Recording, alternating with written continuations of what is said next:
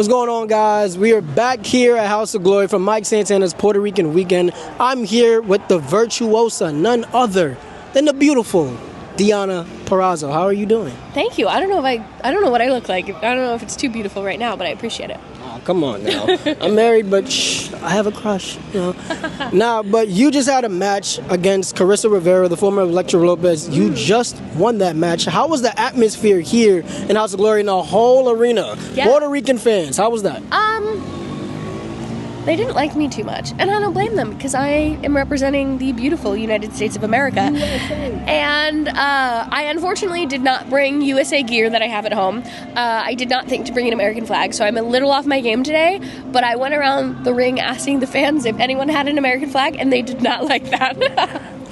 You know what's so funny too? I kept thinking, like, do I take the Puerto Rican flag that they were waving? And then I'm like, in America, our flags don't touch the ground, right? And it's like a whole respect thing. And I was like, well, I don't want to actually disrespect Puerto Rican people. Like, I don't want to wipe my butt with their flag or stomp on it. And so I was like, let me just leave that alone. That would have been crazy. I'm so glad you didn't do that. It would have been crazy out here. And we're in New York as well, because they would have been throwing pee bottles and batteries at me like real Puerto Rican fans. Yeah. So, I'm a big fan. I have a few questions for you. I promise I'm not going to take long. Okay. But I've been wanting to talk to you since the pandemic. Oh, okay. 5 years, dang. Probably more than that, actually. Yeah. But you've had success in both TNA and in some parts of AEW as well, right? So, what has been the biggest, I would say, adjustment from going from there and just being on national television with the locker rooms especially? You know what? It's with the locker room at TNA. It's so hard to compete with that. I don't think there's a locker room on earth that touches that feel. And you know, I've not been at TNA as a signed talent for about 18 months now. And when I go back, because my husband works there, and I'm there with Steve visiting, it's like I never left. They are a family through and through. And so I think that I hold everyone in that locker room in such high regard, and the way they treat each other in such high regard. I don't think anything could top it no matter where I was. But the women at AEW, I think that we're still fighting for opportunities. We're still fighting for women to get more opportunities. And so there's this like real interesting vibe between us where it's like everyone wants to push each other, everyone wants to push for more. And that's what's similar about TNA is the underdog. TNA is like the land of the forgotten toys or whatever that is. Like, and so I think what the women at TNA embodied while I was there is very much what's happening at AEW right now, and it's cool. Shout out Steve Macklin. I believe he's still TNA International. And still. Congratulations.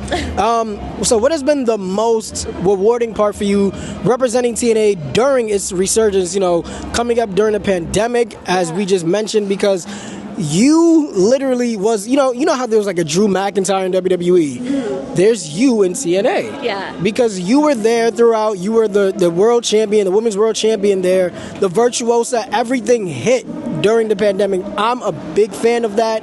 How was that for you? It was so cool because I was coming off, kind of a lackluster NXT run, and I just had this like chip on my shoulder that I was here to prove everyone wrong. And I think as a New Jersey girl, we do a lot of things out of spite. We are empowered by spite, and that's at that point in my life what I wanted to do. I want to come here, I want to take over, and I want to say you were wrong. And so it was really great to feel validation in that. And then also, before I got there, I didn't even know if I wanted to wrestle anymore. I was so out of love with myself and wrestling. And so to be reinvigorated, for them to say, here's the ball and run with it.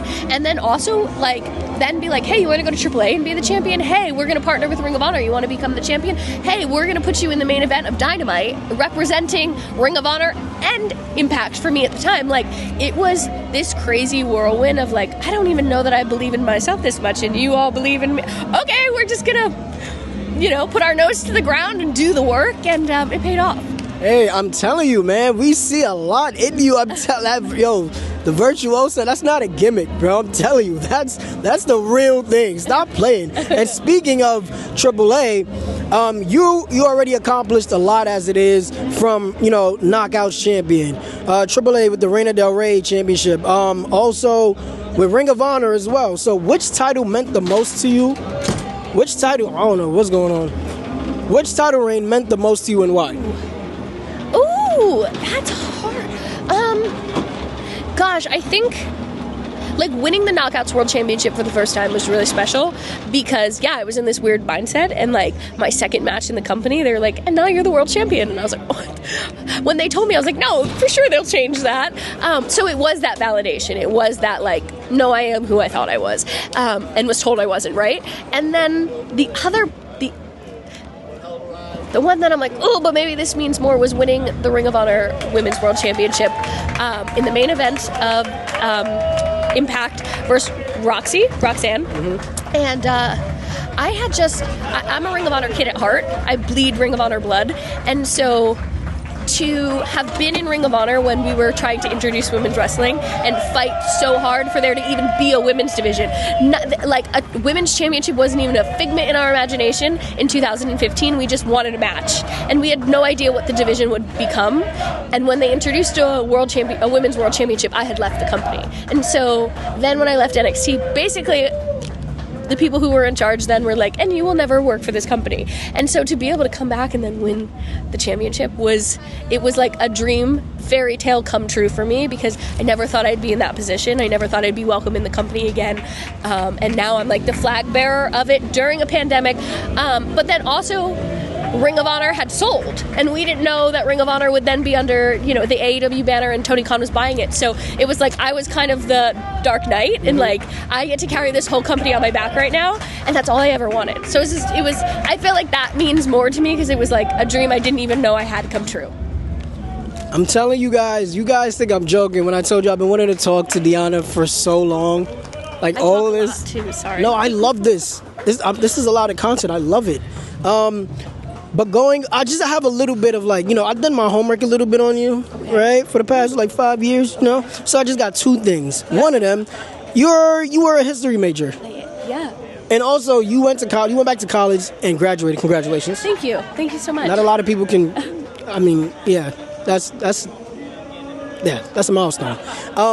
But so with the whole history major and stuff like that, does that interest still influence how you see wrestling psychology or like character development?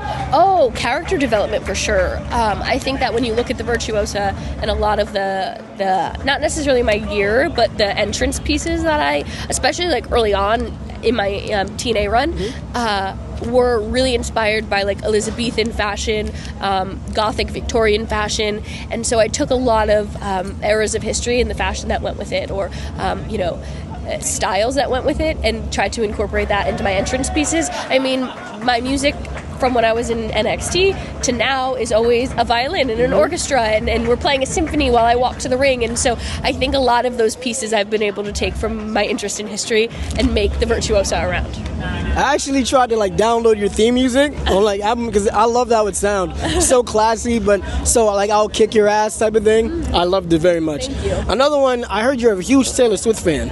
Taylor Swift, new big Swiftie. New? Yes. Okay. Well, so be honest. What Swift song describes your wrestling journey? Oh, okay.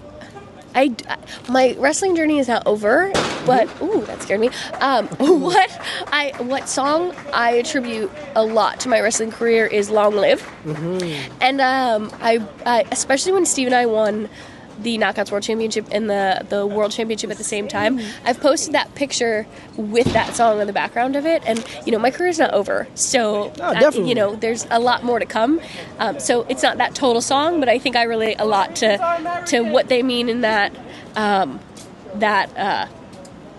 song. Yeah. Also, I know that, but I was being a dick. Yeah. Well, thank you for your time. I'm going to start jobbing down here because I know you probably have to go. So, for fans only, that know you from probably AEW or anything like that, they probably just saw you in AEW. What match from your TNA or indie days should they go check out to see who DEONNA PURRAZZO is? You know what? If we're talking about AEW, I had some great matches with Thunder Rosa last summer. Right. We had a lumberjack match that was fun. We had a no DQ match that was fun, and then we culminated in the first ever, I believe, women's televised Texas Bull Rope match. That was awesome. So I'd suggest those first and foremost from my time at AEW. But I think any of the series of me and Jordan Grace from TNA, my favorite is Under Siege 2023, my favorite of the series. One more question for you. Thank you for your time once again. When it's all said and done, right, and it's not anytime soon, when it's all said and done, what do you want your legacy to be, not just as a wrestler, but as DEONNA Purrazzo, the person? It's interesting because I feel like with all the interviews that I've done as of late, that's been like a real theme where we're like talking about the real DEONNA. I think that I want to be remembered for like staying true to myself and fighting for myself, fighting for opportunities for women, but also empowering other women, especially the ones I love. And I think that wrestling, so I've been told, has not changed me from who I was just about 13 years ago to who I am today. And I think that that's what I'd like to be remembered for. I was always me. I always fought for what I believed in, and I stayed true. DEONNA, I appreciate the time. Thank you so much. We're here, House of Glory. By the way, real quick, for those that's talking crazy online about DEONNA, stop it. You know you like her, you know you want her, but you can't have her. You know why? Because Steve Macklin has her. You can't deal with that. DEONNA, where can they find you on social media? Everyone can follow me at DEONNA Purrazzo. Appreciate the time. We are out.